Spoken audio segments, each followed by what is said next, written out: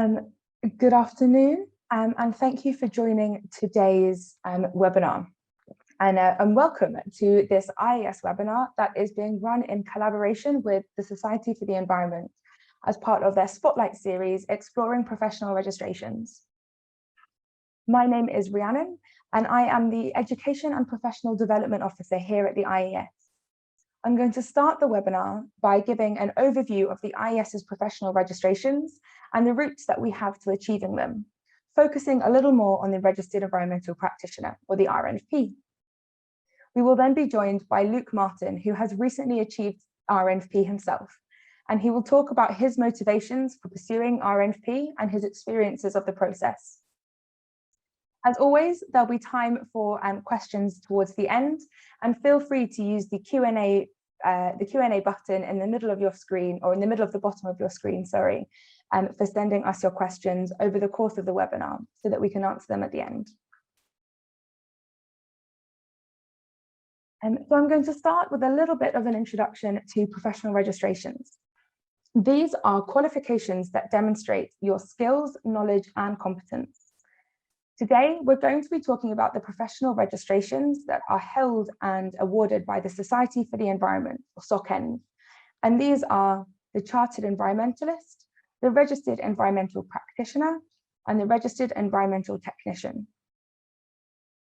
In the case of these registrations, they not only demonstrate your skills and expertise, but they also demonstrate your commitment to the pursuit of sustainable development and to environmental solutions. The Society for the Environment currently licenses 24 professional bodies, including the IES, to award some of these professional registrations. And we are one of just 8 bodies that currently award the Registered Environmental Practitioner. The organizations under the SocEnv umbrella all have an element of environmental focus. So by choosing to achieve one of these registrations, you will also be joining an international community of over 10,000 registered professionals and have the ability to access SocEnv's resources, events, and updates from around the sector.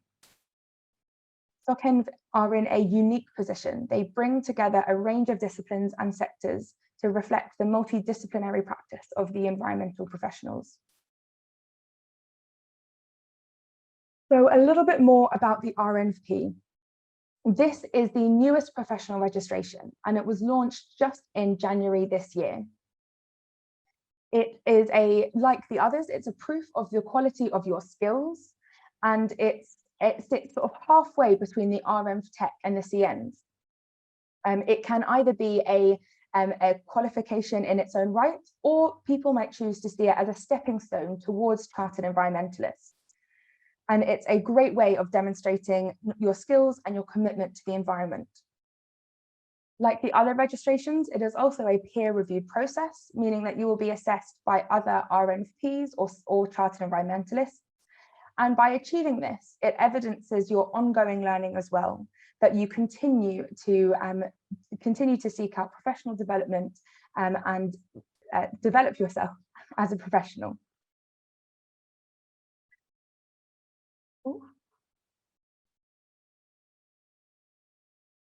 There's my mouse. So a little bit more about the development of the REnvP.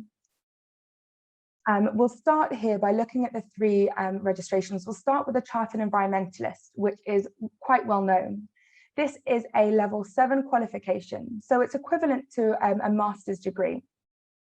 And at this level, the SocEnv is aimed at professionals who are really leading sustainable work and enhancing the environment. Charterships have been well documented and have a long history and reputation.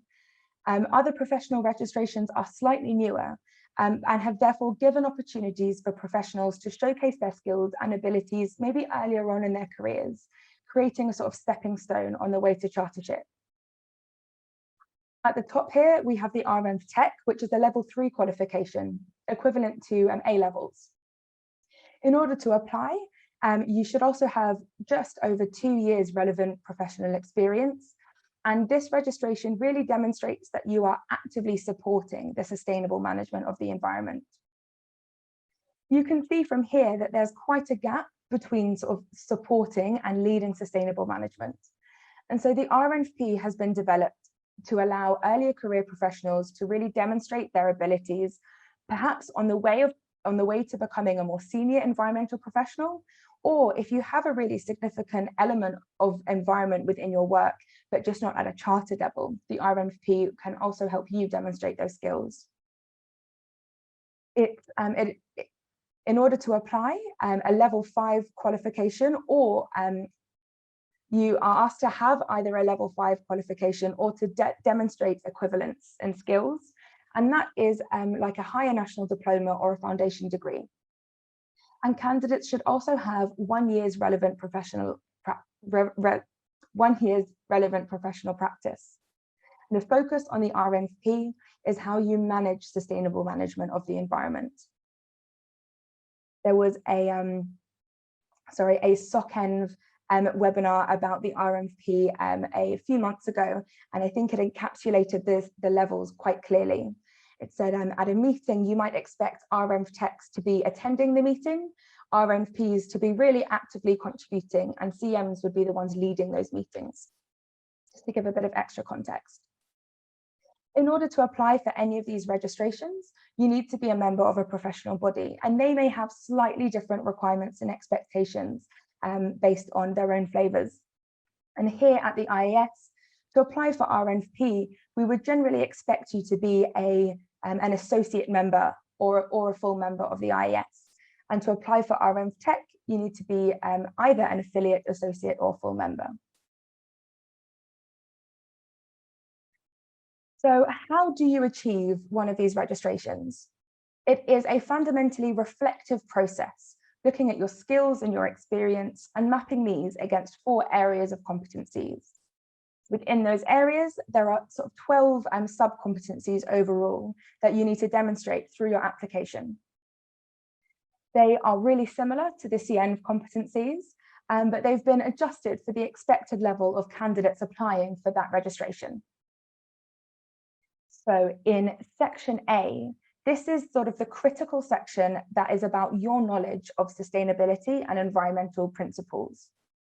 In this section, you're asked to demonstrate your understanding of the wider environmental context that your work fits in, and any theories that you have for achieving, or the existing theories for achieving sustainability. You will then demonstrate how you apply your underpinning knowledge to environmental management and how you seek improvements in environmental practice and identifying new environmental information. Sorry, I'm just going to hide that for a moment. In the B section, there is a focus here more on general knowledge and behaviours, with a really strong emphasis on the promotion of the environmental message and advocating for the environment within your sector and in your work with others. This ties to promoting collaborative working to address environmental challenges and how you implement projects, as well as determining, allocating and supervising tasks.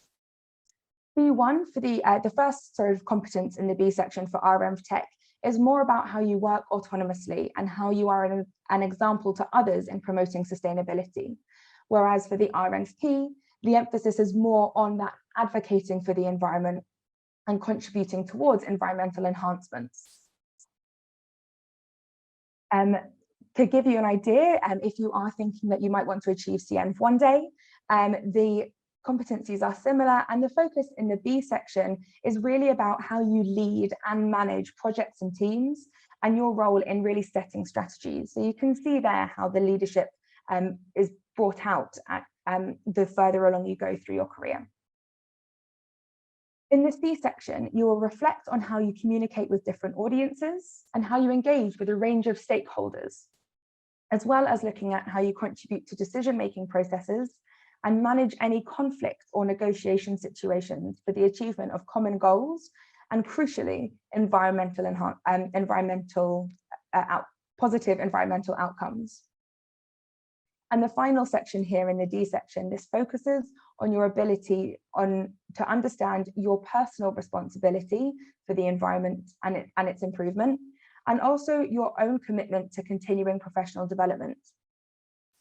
You must also agree to adhere to the relevant codes of conduct And here, this might be the IES or SocEnv's codes of conduct through this application, as well as any that you might be adhering to through your work or through your organization. There's also a particularly interesting, to me at least, competence about environmental ethical dilemmas and how you might work to resolve them and understand them. So which registration might be right for you? If you have already achieved a level 3 or equivalent qualification, or can demonstrate those skills with around 2 years professional experience in the sector, and if you're currently sort of undertaking and supporting environmental work, but not quite managing that or really leading on it yet, you will want to consider the REnvTech. And if you are perhaps considering or currently on the Environmental Practitioner degree apprenticeship, which the REnvP has also been developed in response to, you should certainly be considering achieving REnvP once you have graduated from that degree apprenticeship.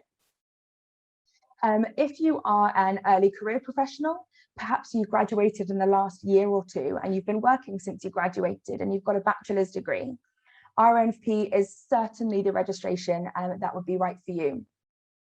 It gives you the opportunity to reflect on what you have learned and achieved so far, and the experiences that you've had both professionally to date, as well as how your understanding of sustainability might have been developed or changed. And if you're currently involved in any work that is managing sustainability, or if you have a really core, if the environment is really core to your work, REnvP is certainly something that you should be considering. It can also be used, as we've said, as a stepping stone towards SocEnv, or as a standalone registration on its own.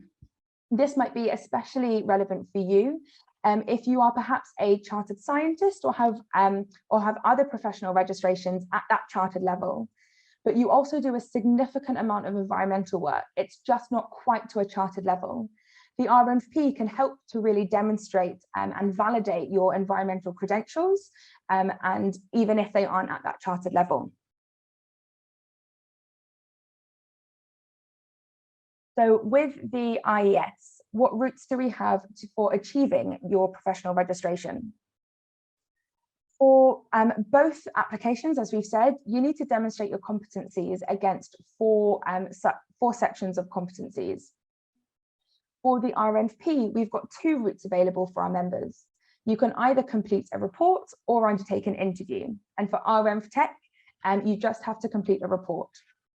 Before I get onto the differences, the same thing for both registrations and for whichever route you choose. You just simply download the information pack from the IES website and look through the competencies, beginning to familiarize yourself with the language and start that reflective process, thinking about what projects or experiences that you've had that would relate to and evidence each of these competencies. You also have to complete a long form CV and cross-reference this against the competencies in the report, picking out where you think in your career to date you've demonstrated each of the sub-competencies. And for whichever route you choose, we have a mentoring scheme available. It just says REnvP here, but it is also for our REnvTech applicants. This was launched at the start of this year.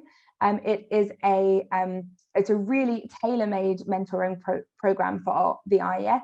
It's online and it's really mentee driven, so you can have complete control over your mentoring and the support that you're looking for completing the application. So as it says here, if you choose the report route, you've got 4,000 words to write about your professional experience, and we give you a template for completing that report. For REnvP, you can elect to instead undertake a professional review interview, which includes a brief presentation about your skills and experience, a brief presentation about yourself and your experience, so that the assessors can find out a little bit about you right at the start of your interview. Both the interview and the report will be assessed by 2 people who are either REnvTech, REnvP, or SocEnv themselves, and this is that peer review assessment process. So why would you become registered, and specifically here because it's new REnvP?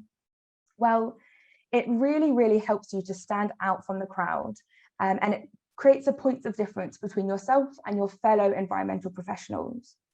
As we've said, it proves your skills, competence, and expertise, especially in the area of environmental work. And it is evidence of your ongoing commitment to sustainability and for environmental improvement, as well as your commitment to your own professional development. By joining these new registrations, especially the REnvP, you are contributing towards building a really sustainable economy. We talk quite a lot about the need for sort of changing the sector, bringing through more of these green skills, more of an environmental focus into various areas of work. And becoming REnvP, you can really be leading the way in securing that sustainable future. We've got, especially early on, when we're in the first year or so of this registration, our first REnvPs really are pioneers in sustainability.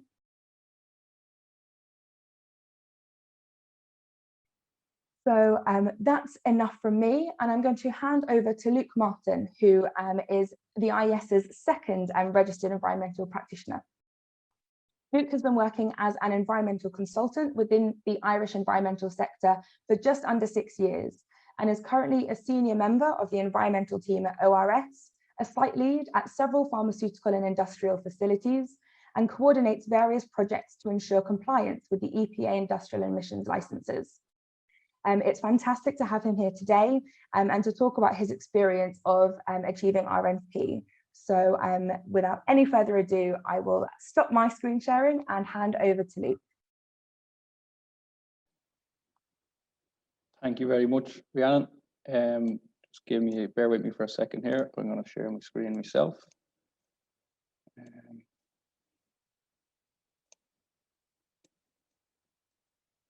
Can everybody see that okay? Yeah, that looks great. Perfect. Well, thank you very much. It was a great presentation, Rhiannon, and thank you for the introduction. Before I bang on about myself for the first 10 minutes, I'd just like to get a flavour of who I'm presenting to. So a few questions. If all the participants on the call, if you could just pop your answers into the Q&A tab, that would be great. So my first question is, how many years experience has everyone on this call in the environmental sector or sustainability sector?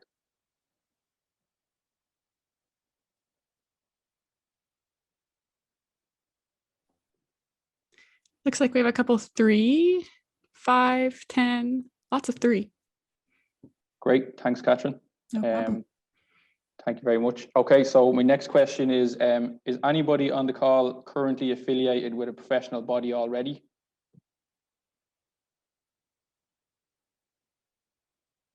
Such as IEMA, IES, SocEnv. Yeah, a couple IES with us. Great. Yeah, and a student member. IES and CIWEM, if I'm pronouncing that right. Great, okay. Good stuff. And then final question, whereabouts is everybody dialing in from? What part of the country or what country? Glasgow, Okay. Liverpool, Great. Gloucestershire, Leeds, wow, all over the place. Lancashire, great. York, amazing. York, okay, so mainly UK based, so sincere commiserations with everyone for the final on Sunday. It's a tough way to go out. But great, okay, so I'll crack on with the presentation. So again, thank you to Rhiannon and Catherine and the IES team for inviting me to speak. So just a brief introduction for myself. I work for I work in the environmental team for a multidisciplinary engineering firm. And if my accent hasn't given away, I'm based in Dublin. And the company I work for has recently entered the UK market. So we have an office in Leeds and we have an office in London.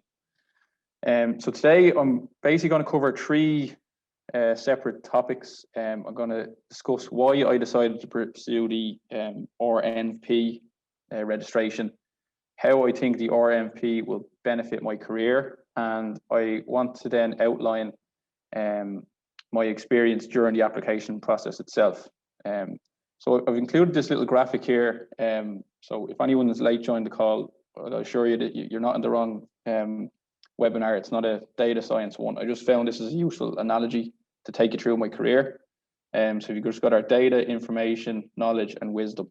So what I'm going to do is I'm going to talk about my own career as an example to take you through, and then that's going to try and cover the first two topics of why I chose to pursue REnvP and how I think it would benefit my career. Let's just provide a bit of context overall. It will just make more sense for my overall motivations for pursuing REnvP. So if you look at this little infographic here, if you consider data, data is a collection of facts in a raw and unorganized form. And I would kind of relate that to my undergraduate experience, as in I join a class, I'm doing multiple modules in largely unrelated subjects, and I have to prove my competency in each of these subjects by essentially memorizing large reams of information, which in actual fact you're probably unlikely to ever call upon again unless you specialize in that field. But on the positive side, it's a good process to go through because it teaches you how to learn, but it's relatively low in practical application. So then moving on, so let's say I started my undergraduate in 2008. I'd say by third year, fourth year into my final year, and then along into my master's, you specialize a little bit more, and the data, the information you're learning becomes to have more of a practical use. So if you think of information, in data science, information is data that has been cleaned of errors and is further processed in a way that makes it easier to measure, visualize, and analyze. So if you think about if anybody has completed their bachelor's or their master's already on the call, think of group projects, you're collaborating with other people, you're completing theses and dissertations. So you're becoming very specialized in certain fields. And that kind of is practical in the sense that that's kind of what, if you get involved in the consultancy and in some cases the public sector, that is essentially what your job would be. So you're gaining more practical knowledge of a very particular subject, and that's the important thing here. You notice all these little dots here on the screen. They're there, and you've got good knowledge of these specific subjects, but you haven't necessarily joined up the dots yet and been able to apply this in a practical form. So then moving on, after I completed my master's in 2015, I joined a small environmental consultancy called Patel Tonra, and this was just an out-and-out environmental consultancy. This would consist of a lot of waste management projects, environmental due diligence, and contaminated land projects. But here I got a real opportunity to apply the things that I'd learned in college in a practical sense, and actually use that knowledge and actually solve solutions and apply it to real world projects. And basically my experience in that time has kind of helped me join up the dots, as you can see here. So you can start seeing that one project is broadly similar to another project, and you start to gain a lot of transferable skills as you go on. So in this period of my career, I kind of picked up, I had good exposure to two very experienced managing directors, and I steadily gained confidence and competence in my own ability after repeatedly solving, for want of a better word, the same problems over and over again. So I kind of developed a good muscle memory in just solving very precise problems. But the downside to that is at that stage in my career, I probably lacked creativity in my problem solving. So I followed a very established set of techniques and an established set of standard operating procedures within the company. And I really just had to, play along to their tune. I had very little, I didn't really devise my own solutions. So then, which kind of sets things up nicely to when I left Patel Tonra in 2020, and I joined ORS, the company I'm in now. So ORS was a different beast altogether. It's as I said before, it's a multidisciplinary engineering firm, and there's a strong focus on, it's an output driven business model. So you kind of have to take onus on, generating your own business for your own team and winning work yourself. So it was a quite a significant change to go from, a steady, nice learning environment to, for what an almost kind of a very competitive environment. So if you consider knowledge and insight here, insight is creatively solving problems, relying on your own experience and swiftly figuring out the best and quickest, most cost-effective way of doing something. So at RS, I joined a very new environmental team, which was in a state of flux. And it was very necessary to upskill quickly in order to meet the demand of new service lines. So for example, I had to figure out how to do fire risk assessments, fire water risk assessments, and flood risk assessments, which things I had no background in before. And with little or no people above me to kind of show me the way. So I kind of had to really engage, and it was like being back in college again, and learn how to become an expert in something again. So instead of following an established way of doing things, I now have to implement and experiment with my own strategies to receive results. And that kind of brings me to where I am in my career now. And let's say just before 2021, I was kind of at a point where, what's the next step? And that's where the REnvP registration came onto my radar. So I think, if I'm not mistaken, I think it actually was only first released in the beginning of 2021. And I just seen it as a really easy win for myself. So I see myself as not quite qualifying for Chartered Environmentalist. I'd heard a lot of horror stories that it's a fairly grueling process. And I felt that with the REnvP, I felt I ticked all the boxes, and it was kind of an easy win to go for this qualification. So really, my main motivation for going for an REnvP at this point was as very much as a stepping stone for achieving Chartered Environmentalist. But then second to that, it's also given me a great opportunity to network and meet other like-minded people. So as I said, it's kind of the stepping stone. I'll come back to this part in a second. So moving on, my motivations. So I have a lot of personal goals, and that was to break through the wisdom barrier. So we move back to this slide. We've got our wisdom barrier here. So this to me is, this is the top of the data science diagram we see at the start of the hierarchy. And to get there, you must answer questions such as why we do something and what is the best way of doing something in a very broad amount of areas. And that's somewhere I'm not quite in, I haven't quite got to in my field yet. So if you look at the insight box, I kind of am aware of the steps I need to go through to get from A to D. However, I haven't quite experienced these enough to kind of, for them to become second nature. So really REnvP is for me the next step, which will really help me get into the chartership route, and then that will, I believe Chartership will help me in my path into the wisdom hierarchy. Other than that, I already touched on the fact that networking gives you a great opportunity to meet like-minded people, and then obviously it's nice to kind of gain recognition towards my peers. Chartership, I'll come back to that. I'll round off with that one, but just from a corporate incentive point of view, once I joined the engineering firm, you'll find that engineers are almost obsessed with Chartership. It's almost the first thing an engineer wants to do once they leave college. It's their next step. And really that's because engineering is probably more of an established profession. If you compare the two, if you compare that against environmental, environmental as a career didn't really exist 20 years ago. So there obviously comes with it comes with a lot of added incentives to get chartership as an engineer.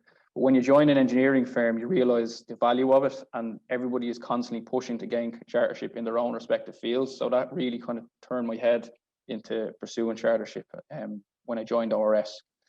The second thing is tender applications. So if you will find if you're going for a public tender, professional registrations are becoming a must-have rather than a nice-to-have. So it really can kind of boost our appeal in applying for the large tenders. And then moving on, we have branding and marketing. Our marketing team is constantly on our backs to be upskilling all the time, because it just makes it easy to sell service lines and promote the company. And then obviously in an engineering firm, it's usually worked in, there's usually some sort of a financial bonus if you gain chartership. So that's obviously going to be a nice thing. So moving on to the application process itself for the REnvP.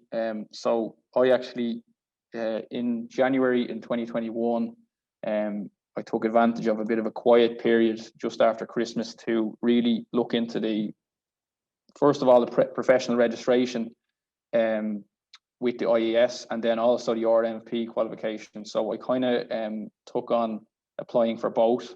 So as Rhiannon said in her own presentation, you must be affiliated with a professional body before you can apply for the REnvP registration. So I decided to join the IES, the Institution of Environmental Sciences, with a view to going fast tracking myself onto the REnvP. So the whole from start to finish, the whole application process probably took maybe 6 weeks for the IES application, and then once I was in the door there, it took about 2 months to get onto the REnvP application process. So the first step there was I had to produce an annotated CV. So basically the core competencies that Rhiannon mentioned in her own presentation. You kind of just need to annotate your own CV and really pull out where you fit the criteria in each of these competencies. You then submit that and it's assessed by the Society of Environment, and then it's sent back to you, and then you're given an option. You can either pursue the interview route, or you can pursue the written route. And things got, at this stage, we were well into we're coming towards the end of Q1 and into Q2. Things were picking up again. We were getting out of lockdowns in Ireland, and things got very busy. So I decided it might be a little bit quicker if I went with the presentation route rather than having to prepare a 4,000 word document. So I decided to go with the presentation route, and overall the experience was great. I was interviewed by 2 very senior chartered environmentalists in the Society of Environment, and I have to say the most valuable thing for me was it gave me, it opened my eyes to and gave me a great insight into what to expect during the chartered environmentalist application process. So really it's a very similar amount of steps you go through. And in actual fact, it highlighted to me a few areas where I needed to brush up on if I wanted to go for chartership. For example, I got caught on the hop with a few questions relating to the overall theory and the philosophical theory behind environmentalism, which I just hadn't prepared for, and it's not something you'd use in your day to day. So it highlighted areas where I really need to brush up on before I decided to pursue chartered environmentalist status. Then finally, within 2 weeks, 2 to 3 weeks, I had my results back. I got a detailed email outlining where I performed well in and where I should improve on before chartership. And then I was encouraged to apply for chartership in the next year or 2. So really, I'm really glad I did the process purely because for that reason, for being the stepping stone into chartership. So that's my part of the presentation done for today. Thank you very much to everybody for listening, and I'll stop sharing my screen now and hand back to Rhiannon. Be happy to take any questions if anyone has any. Thank you. Fantastic, Luke. Thank you so much. And I don't think we could have asked for a better representative of our RNPs speaking today. That was incredibly helpful, both to sort of understand your experience of the process, as well as seeing your own. I love the data science analogy. I think it's really, really appropriate, sort of explaining where these registrations sit as well. So thank you so much. Thank you. I was worried how that one was going to go, but thank you very much. I think it was excellent. So we've had a couple of questions in the Q&A already, but please do, if you have any questions, submit them in the Q&A area. If you can't quite find that in the chat box as well, we've got a few minutes left for questions. So if they can be for myself at the IES, Luke about his experience, and we also have Sarah representing SocEnv with us here today in case you've got any questions that are more specifically SocEnv related. I did just want to pick up on what Luke was saying about it being a good way to prepare for the chartership. We do at the IES do everything we can to make the SocEnv process as sort of smooth and supportive for you as candidates as possible. But it is understandably a bit of a daunting task.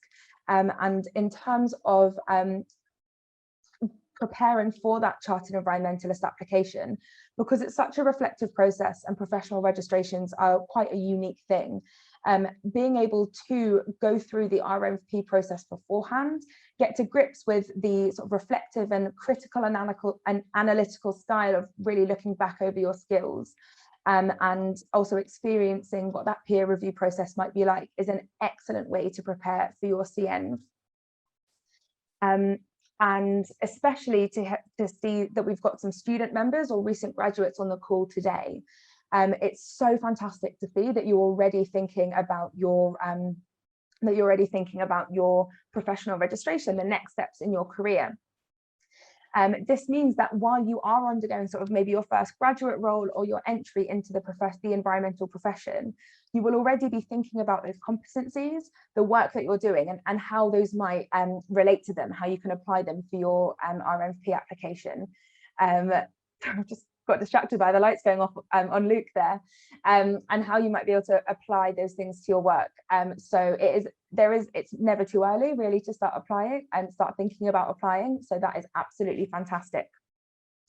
We've had a question about whether or not you can get the chartership without having a master's. And you definitely can, in the same way that you can apply for your REnvP without having a bachelor's or a foundation qualification. What it means is that those qualifications, the professional ones, are equivalent to those levels. So for the chartership, you need to demonstrate that you have a master's level equivalence within your professional practice and your academic understanding, and that doesn't necessarily need to be done by having a master's degree itself. That is part of what the report and interview are for, to really get to grips with your skills and work out at what level that you're working. Just step in there, Rhiannon. Yes. Just from my own experience in sizing up the two registrations, I have a master's, and on paper I ticked all the boxes for chartership. I have the amount of experience required, and if you tot up all they have a way of totting up your bachelor's, your undergraduate, kind of your relevant experience. But I certainly wouldn't think I was ready. I think the REnvP was definitely the right option, because there is a lot of things, again, areas just need to brush up on. That was the thing I found. And I think kind of joining a professional body and then getting to know people and feeling out their experiences and networking a little bit is probably definitely a worthwhile exercise before pursuing chartership. That's fantastic. Thanks so much, Luke. And completely, there are, especially when it comes to maybe some of like the leading and managing roles, and sort of when you're for chartership, it's about sort of setting strategies and that sort of thing. So REnvP is I guess, like you said, it's a bit like I don't want to say a trial run. It can give you a really good flavor of sort of what you do already know and what you have already achieved. And like Luke said, the assessors will give you feedback on any areas that they think would be really useful for you to develop before applying for your chartered environmentalist. Luke, we do have a question for you here. From Jessica, who is a recent university graduate and is thinking about pursuing REnvP and then SocEnv in the future. So what do you think you are missing to apply for the SocEnv? We've covered this a little bit, but if you want to get into the specifics, what do you think you are missing in applying for that SocEnv? And how did you understand that the application process to be grueling? And what might you be doing to therefore apply for your SocEnv in the future? I think my understanding of why it's grueling is generally people who are applying for SocEnv are people who are very well on their careers, or at least 5 years in, and probably have got out of practice of the academic environment. So the thought of actually, programming your brain to go back into that mode and writing reports and preparing and analyzing your own career and teasing things out, it's quite a difficult exercise. It's quite reflective exercise. So that to me is the grueling part. It's certainly not as rigorous or daunting as pursuing a master's or doing passing an exam, but it's just that you're probably out of practice of doing that. And then what was the first part of that question, Rhiannon? Apologies. That's okay. It was sort of, what did you think you were missing? But I guess that also leads into, what are you going to do to prepare for your SocEnv? Yeah, so what I was missing, it was almost funny because I tried to almost blag my way when the question came, but I should have just put my hands up and said, I actually don't know the answer to this. But it was just outside the box questions of, how do you think the government is handling environmental sustainability topics? And it's just not something I prepared. It's not something that I engage with on a daily basis. I kind of went into the interview trying to rely on very much on my own experience. So you will be kind of probed on your overall knowledge of the overarching concepts of sustainability and environment, and that's something you just have to study for. It's just something I hadn't prepared. It's not rocket science or anything. It's just something that I did not prepare for. So it was very enlightening to kind of see that and see, well, I actually have to brush up on that when I pursue chartered environmentalist. The chartered environmental status. But like I said, just simply being in a professional body, there are like-minded people that you can engage with who will be more than happy to help. I know myself, I'd be very happy to volunteer expertise to anyone who wanted to pursue any qualification. And generally people are like that from my experience so far. So it's just good from the networking point of view. It's good to get in, because nothing will jump out at you in the process. So that's kind of the main takeaway I got from it. Fantastic, thanks, Luke. And we'll be sure to get you signed up as one of our REnvP mentors, so that you can offer this to anyone who might be thinking of applying as well. Sorry, seeing your work in the wider sustainability context is a really crucial element, especially because these charterships are obviously environmentally focused. When it does come to the SocEnv application, we have some suggestions of a reading list there, but it sounds like we might want to put this into our REnvP information as well, just to give a bit more of a heads up about the wider sustainability context. And so candidates can do a bit of that brushing up, that reading ahead of time as well. We've had a couple of questions about the content of the presentation, which is fantastic, and it's really quite straightforward. It's sort of between 5 and 7 minutes, and we just ask you to introduce yourself and give us a little bit of a background about your professional and academic experience, to talk about what your motivations for applying for REnvP are, and that helps the assessors to understand sort of where you think you're at within your career and within your wider work as well. And to really set off by talking about something that you've done that you are quite exceptionally proud of. So something that you've achieved, preferably in your more recent career, but that also just gives us a bit of a flavour for you, the candidate, and gives you the chance to start off on a really strong footing. You get to be sort of boast a little bit right from the start, and hopefully helps to maybe put you a bit at ease as well. The interview process is a bit like a bit of a structured conversation, and there might be some left field questions thrown in there as well, probably if the assessors are really enjoying talking to you and they want to hear more about what you think and your work as well. As we've said, for the REnvTech, it's just a report. For REnvP, you can choose between the report and the interview, but for SocEnv, you have to pass both your report and your interview. So that also helps to demonstrate how how those levels get a little bit more rigorous as you go through those levels of professional registration. We've got one last question, I think, that hasn't been covered in the Q&A that we'll do really quickly. I'm aware that we're running over a couple of minutes, and it's just about how where the registrations are in terms of being recognised in the wider industry. Because charterships are so well known and so well sought after, registrations are closely sort of following along on their coattails. But if, as the environmental industry really does understand the benefits of charterships, they do also really understand the benefit and the value of professional registrations. So although we are really still building the reputation of the REnvP because it's brand new, the registration itself, or sort of the concept of being professionally registered, doesn't need any more introduction. They are still incredibly valued by the sector, and as Luke said, they will increasingly become more of, I guess, maybe a requirement rather than a nice to have. So being able to get in there, especially with the REnvP, really ahead of the curve, be one of our leaders, one of our pioneer registered environmental practitioners, can really, really benefit your own career development, and also, like we've said, really help the sector overall and show that commitment to environmental improvement. So I can see we've got no open questions left. So it just remains for me to say a huge thank you to Luke.